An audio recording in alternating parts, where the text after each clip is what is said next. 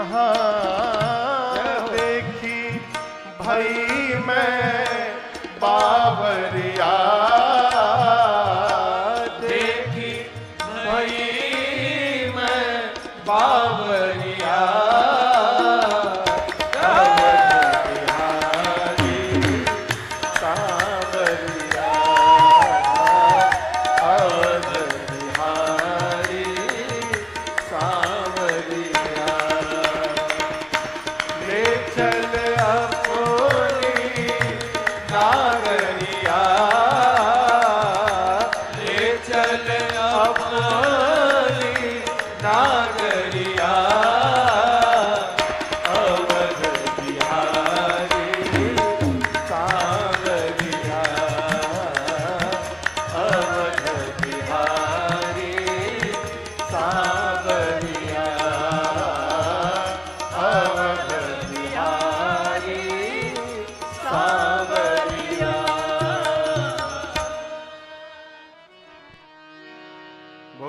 बिहारी बिहारिणी जो सरकार की जय। वो कनक बिहारी सरकार नहीं थे, अपने राम वल्लभा कुंज सरकार थे वो। समझे महाराज को जब पता ना चली लगाई दो कौनो है? ये कनक भवन मंदिर है। ये दर्शन करिए मंदिर का। ये मंदिर है कनक भवन जी का। ये प्रांगण है तो दिख रहा है, इसके बगल में कुआं है। कुआं ठीक उसके बगल में हो। उस कुएं में एक दिन एक बालक गिर गया और आप विश्वास करिए ठाकुर जी ही उसको पकड़ के बाहर निकाल दिए।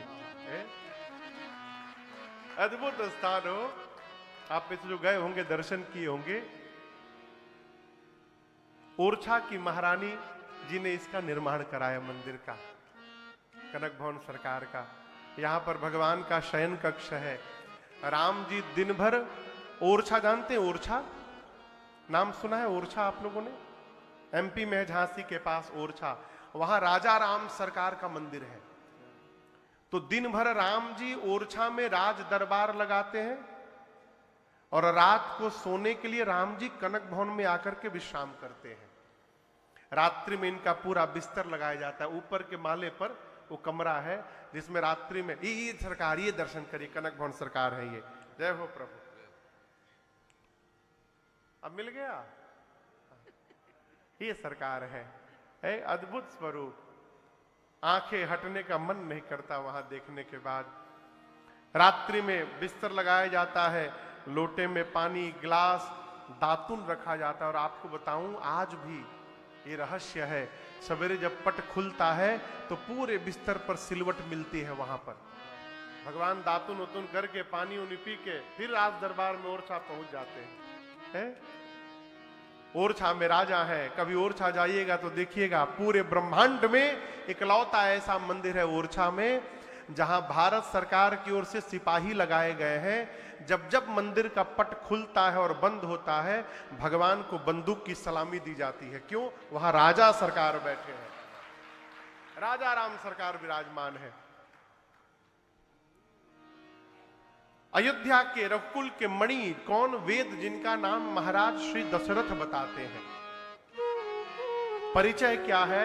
हृदय भगति, हृदय में भक्ति है, मति सारंग। सारंग राम जी के धनुष का नाम है और पानी यानी हाथ, अर्थात दशरथ जी के हृदय में तो भक्ति है और उनके मति में साक्षात श्री राम जी हाथ में सारंग धनुष धारण करके सर्वकाल विराजमान है।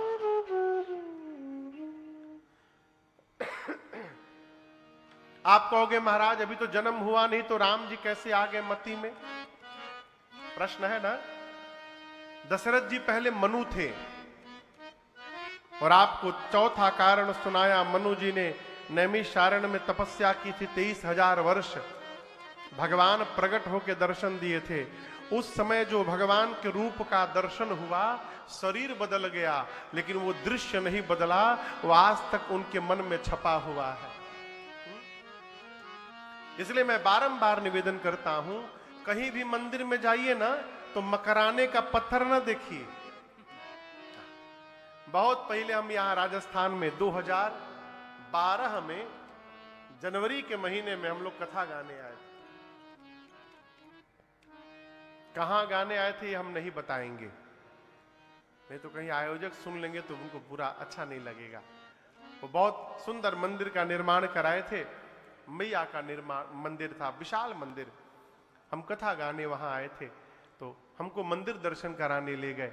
मैं गया तो मैया के सामने में हाथ जोड़ के खड़ा था, कुछ स्तुति गुनगुना रहा था। तब तक वो हमको पकड़ के खींच के लेके चले गए। बोले महाराज ये देखिए, ये यहां से पत्थर मंगाया हूं, ये चाइना से झूमर मंगाया हूं। मैं सोचा यहां मैं पाथर देखने आया हूं कि माई को देखने आया हूं। है? मंदिर में जाइए तो भगवान को देखिए, और इतना देखिए कि वो भगवान आंखों पर मन में छप जाए। और एक बार भगवान छप गए फिर बार बार मंदिर जाने की आवश्यकता नहीं है। आप जहां रहिएगा वही मंदिर बना रहेगा और ठाकुर जी का दर्शन होता रहेगा। है? श्री दशरथ जी के मति में राम जी विराजमान है, सारंग धनुष धारण करके। कौशल्या, कैकेयी, सुमित्रा जैसी जिनकी 3 देवियां हैं। जीवन के चौथे पन में एक दिन महाराज के मन में ग्लानि हुई। ग्लानि क्यों हुई? भे गलानि मोरे सुतना। इसलिए ग्लानि हुई कि महाराज के पास कोई पुत्र नहीं था। और जैसे ग्लानि हुई महाराज दौड़कर गुरुदेव के पास गए, जाकर दंडवत प्रणाम करके निज दुख सुख सब गुरहि सुनाए। अपना दुख भी सुनाया, समाज का सुख भी सुनाया। अपना सुख दुख उसी के सामने गाइए, सुनाइए जो आपके दुख के सुन को दुखी हो, सुख को सुनकर हर्षित हो जाए। सबके सामने रोने गाने का कोई मतलब नहीं है। वो सबके सामने जब रोइएगा ना तो भीतर भीतर गदगद होगा, बहुत उड़ रहे थे अब पता चल रहा है। और जब बहुत प्रसन्न होकर सुनाइएगा तो सामने वाला जलेगा, भले ना बोले मुख पर। महाराज गुरु जी के पास गए। गुरुदेव ने कहा महाराज दुखी न होइए, आज अपना वर्तमान देखकर आप रो रहे हैं, लेकिन मैं आपका आने वाला भविष्य देखकर गदगद हो रहा हूं। धैर्य रखिए, एक नहीं 4 पुत्र होने वाले हैं और कोई सामान्य नहीं होंगे। त्रिभुवन विदित भगत भयहार। ऐसे आएंगे जिनकी कीर्ति त्रैलोक्य में विदित होगी। भक्तों के दुख का हरण करने के लिए भगवान आएंगे। गुरुदेव ने पुत्र कामेष्टि यज्ञ की रचना की। श्रृंगी ऋषि को बुलाया गया। किस ऋषि को? श्रृंगी ऋषि। ये श्रृंगी ऋषि राम जी के कौन है पता है आपको? कौन है? जीजा जी। राम जी की एक बहन थी जिनका नाम था मां शांता, शांता मैया। उनका विवाह इन्हीं श्रृंगी ऋषि से हुआ है। वही श्रृंगी ऋषि आए, पुत्र कामेष्टि यज्ञ हुआ। दशरथ जी महाराज बैठे थे, आहुति नहीं दिए। आहुति किसने दिया? भगति सहित मुनि आहुति दीने। भगति सहित मुनि आहुति। गुरुदेव भगवान वशिष्ठ जी।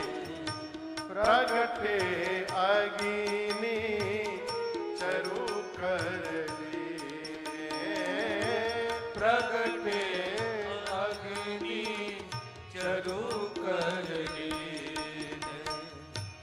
जो वशिष्ठ कछु हृदय विचारा। जो वशिष्ठ कछु हृदय विचारा। सकल काज भाग सिद्ध तुम्हारा। सकल काज भाग सिद्ध तुम्हारा। सकल काज भाग सिद्ध तुम्हारा। यज्ञ हुआ। यज्ञ के बाद अग्नि नारायण प्रकट हुए प्रसाद लेकर।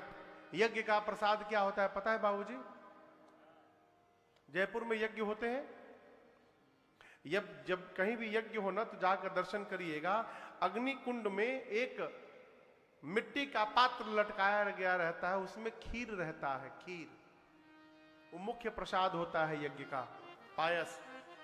खीर का कटोरा लेकर अग्नि नारायण प्रकट हुए, गुरुदेव भगवान को बुलाकर कहे प्रसाद का वितरण करिए, मनोकामना पूरी होगी। प्रसाद का कटोरा दशरथ जी को देते हुए गुरु जी ने कहा, पूरे प्रसाद को 2 भाग में बांटिएगा महाराज। आधा भाग बड़ी रानी कौशल्या जी को दीजिएगा, बचा हुआ आधे को 2 भाग में बांटकर पा भाग मझली रानी कैकेयी जी को दीजिएगा, और जो बचा हुआ पा भाग उसको 2 भाग में बांटकर एक कौशल्या और दूसरा कैकेयी जी को देकर कहिएगा, दोनों रानियां प्रसन्न मन से सुमित्रा जी को देंगी। जैसे गुरुदेव ने बताया, प्रसाद का वितरण भया, माताओं ने प्रसाद पाया और मां कौशल्या के अंक में परमात्मा रघुनाथ जी आ गए। देखते देखते 12 महीने बीते। जोग लगन ग्रह बार तिथि, जब सकल भय अनुकूल, चर अरु अचर सब हर्ष जुत राम जन्म सुख। चैत्र मास शुक्ल पक्ष नवमी तिथि दिन मंगलवार का जैसे आया, दोपहर का 11:30 बजा। अभिजीत मुहूर्त प्रारंभ हुआ, शीतल मंद सुगंध हवाएं बहने लगी। अयोध्या के पर्वत पर मणि प्रकट होकर जगमगाने लगे। संत अयोध्या में कीर्तन करने लगे। तब तक एक ने कहा, नीचे छोड़ो, ऊपर देखो। सब देव चले महादेव चले, महादेव चले, लय लय फूलन के हार रे, आओ राघव सांवरिया। सब देव चले महादेव चले, महादेव चले, लय लय फूलन के हार रे, आओ राघव सांवरिया। शिव शंकर ने आगे बढ़े कर अपना डमरू बजाया। शिव शंकर ने आगे बढ़ कर अपना डमरू बजाया। गंधर्वों ने ताल मिलाकर प्रभु की स्तुति गाया। गंधर्वों ने ताल मिलाकर प्रभु की स्तुति गाया। सब हरसी रहे, सब हरसी रहे, मेघ बरसी रहे, मेघ बरसी रहे, अमृत की सरस फुहार रे, आओ राघव सांवरिया। सब देव चले महादेव चले, महादेव चले, लय लय फूलन के हार रे, आओ राघव सांवरिया। आओ राघव सांवरिया, आओ राघव सांवरिया। देवताएं सुर समूह बिनती करी, जब पहुंचे निज निज धाम। जग निवास प्रभु प्रगटे, अखिल लोक विश्राम। जैसे 12 बजा, मां कौशल्या के अंक से एक प्रकाश पुंज प्रकट हुआ, प्रकाश की लौ। मां ने हाथ जोड़ लिया और लौ सामने जाकर विराट रूप धारण कर लिया उस प्रकाश पुंज ने।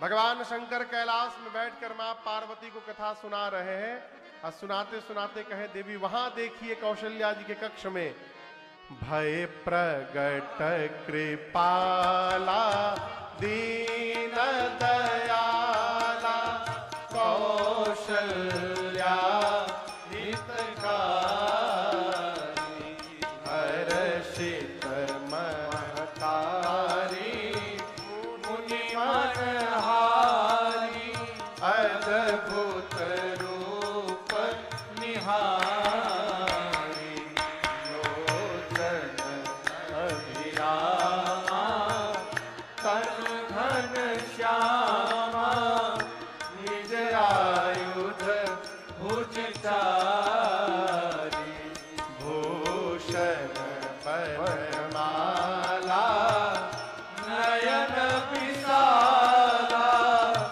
शोभा सिंधु खरा